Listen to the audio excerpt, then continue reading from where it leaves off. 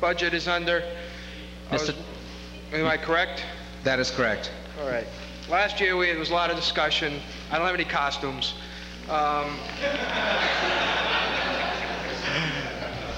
And I'm not criticizing anybody's effort or anything like this, but there was all this talk about what East Middlesex County was doing in regards to spraying mosquitoes.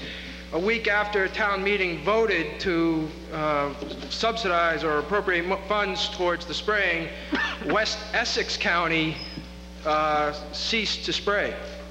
And unless there's some scientific study that says mosquitoes abide by town boundaries, I'm wondering how prudent it is to continue this operation. Mr. Daly. Your comment is an interesting one. The location of North Reading is somewhat unique in geographical terms by way of political boundaries. North Reading is a little bit of a bump off the edge of Middlesex County, so we're surrounded on three sides, I think it is, by Essex County, yet we're part of Middlesex County. We obtain that service from the East Middlesex Mosquito Control District. The program that we embarked on last year was stated up front to be a 3-year effort, and that it made no sense to engage in just 1 year of it without doing the other 2 years. That's why you see that money in this budget. Insofar as the effectiveness of mosquito control within North Reading is concerned, obviously mosquitoes don't have passports, and there's not going to be anything that we can do about mosquitoes coming from another region into this area. But we can try to control the amount of mosquitoes that breed in North Reading and at least have some effect on our comfort of life. Mr. Ross again.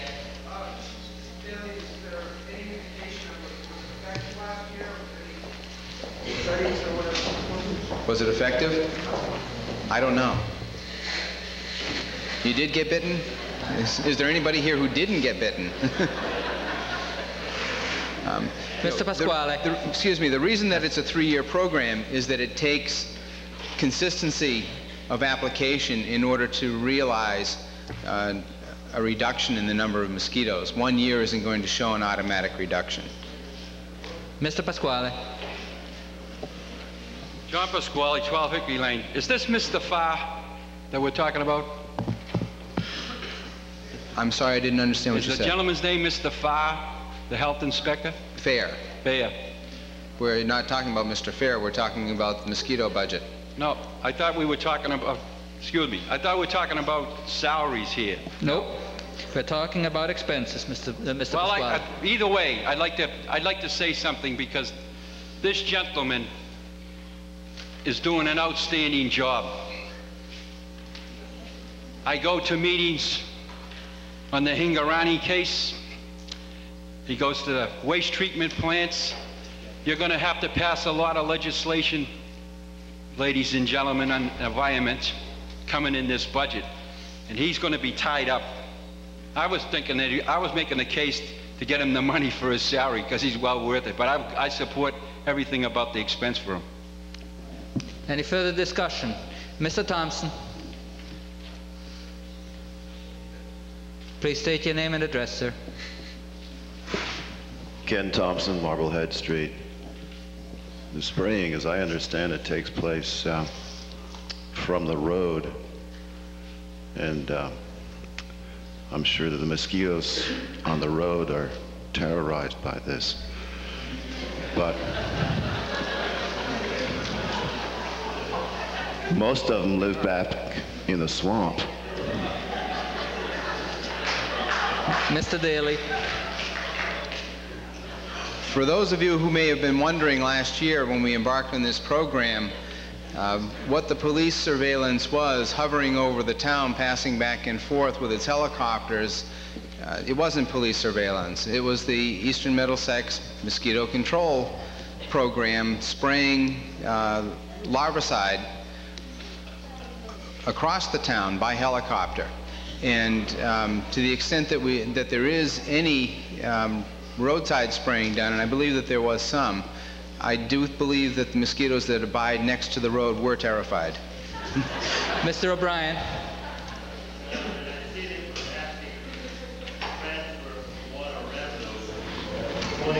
$22,000 in this particular line item. And I have a question, and I guess it's relative right now, as to how much money in the total budget is coming from water revenue. There's $22,000 in this particular line item. If I back up, it's $25,000, $8,000. Either the administration or the finance committee have that total amount of money that is taken from water revenue to make this budget coming down. Mr. Daly. Mr. Moderator, as I stated at an earlier meeting, there are direct costs and indirect costs associated with the water system that are funded by water revenues. The total amount of money that is going to be taken from water revenues and water surplus in this budget is $1,175,000. And water surplus. There's a total of $979,000 coming from water revenues, $869,000 of which is direct costs. So there's $110,000 in indirect costs, which is part of the $22,000 that you're looking at in this line is part of the indirect costs.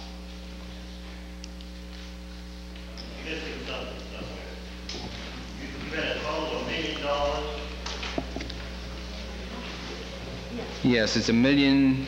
I think Mr. Mocheri is trying to clarify that issue. Mr. Mocheri, are you trying to answer the question that's been asked by Mr. O'Brien? For those of you who have warrants, if you look on page 5 of the Finance Committee report, we've identified in the FY93 budget under Table 5 the amount of money that we're planning on using for water revenue and water surplus in this budget. And we're using for revenue the $966,152, and the surplus number is $195,544. $195,544. I haven't bothered to add that up. Mr. O'Brien, the chair has advised that there are some members of the audience who are hard of hearing and they cannot hear people who don't use the microphone, and request that people like yourself would they please use the microphone. I'm passing on the request.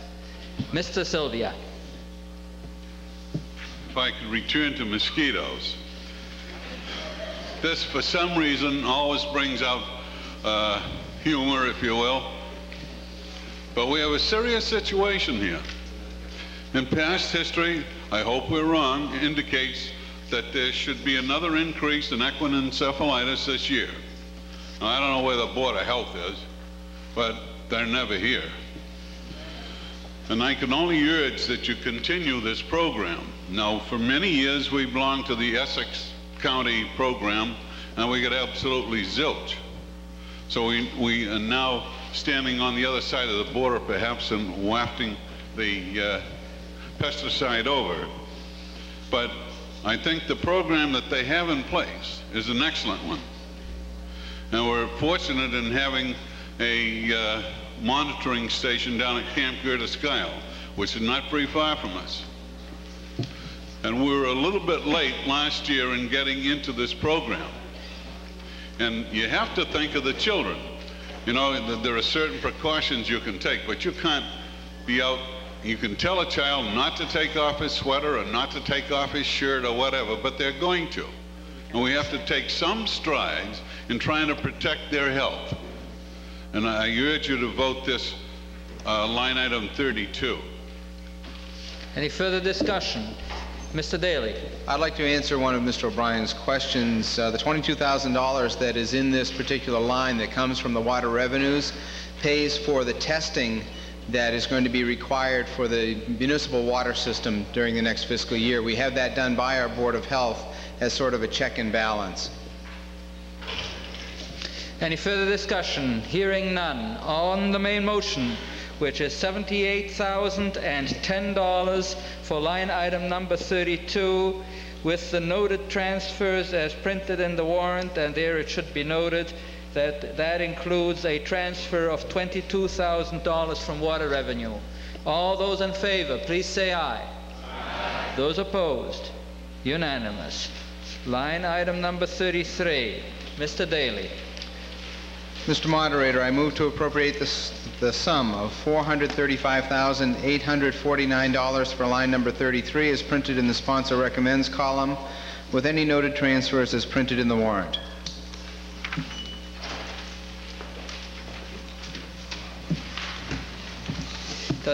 You've heard the motion. Does the Finance Committee have a recommendation? Mrs. Belmonte. Finance Committee recommends. Is there any further discussion? Mr. O'Brien.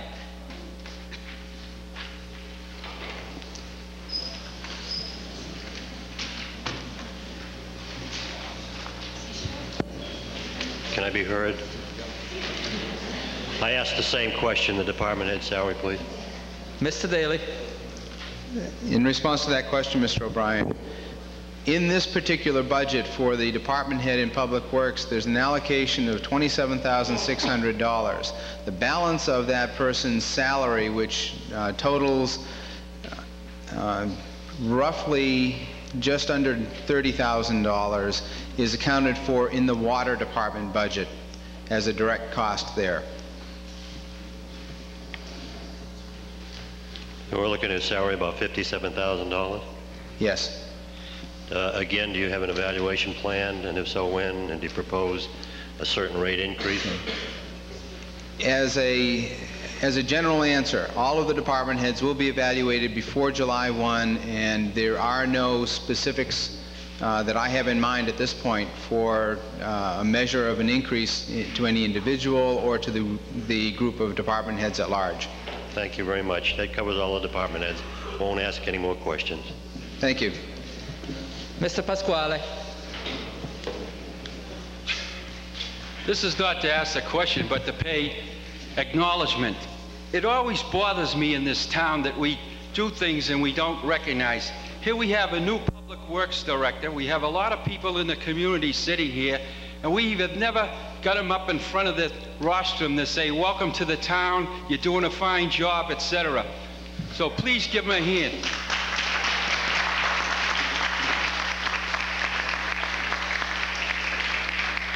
Thank you, Mr. Pasquale. That was well done. Is there any further discussion on the motion? Hearing none. The motion is for $435,849 for line item number 33. On the motion, all those in favor, please say aye. Aye. Those opposed? Unanimous. Line item number 34. Mr. Daly. Mr. Moderator, just a comment on Mr. Pasquale's recognition of the new Public Works Director. Mr. Hanlon has been with us since last September, and even though he doesn't stand out from the crowd because he's about 1.5 feet shorter than Dick Spindler was, he does stand out from the crowd in other ways. I'm happy to have him here, and I think he's going to do a good job for this town.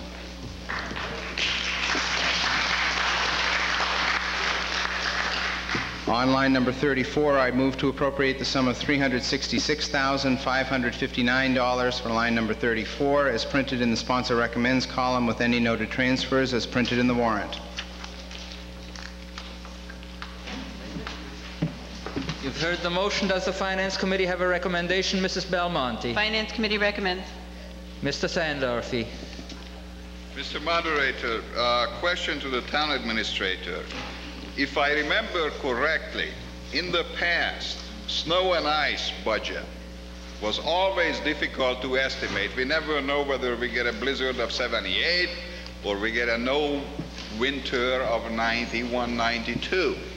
So historically, the practice has been to appropriate a nominal sum that could handle a nominal winter.